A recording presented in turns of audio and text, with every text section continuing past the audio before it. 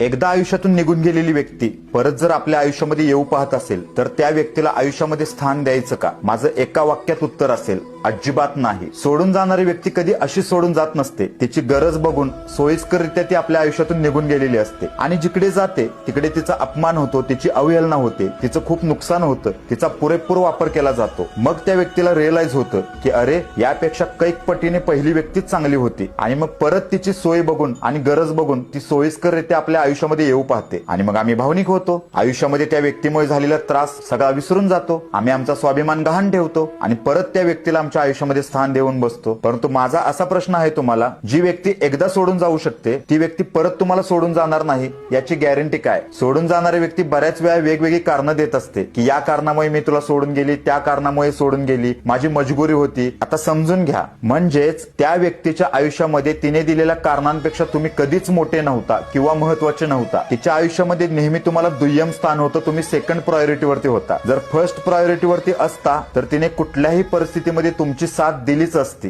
तुमच्यापेक्षा तिने दिलेली कारणे तिच्या आयुष्यात महत्वाची आणि मोठी होती. आज तुमची परिस्थिती बदलली, तुमची वेळ बदलली, मग हे सगळं बघून जर तुमच्या आयुष्यामध्ये ती व्यक्ती येत असेल तर त्या व्यक्तीला आयुष्यात स्थान तुम्ही देणार का? मित्रांनो, असं म्हटलं जातं की चूक करणाऱ्यापेक्षा माफ करणारा हा नेहमी श्रेष्ठ आणि मोठा असतो.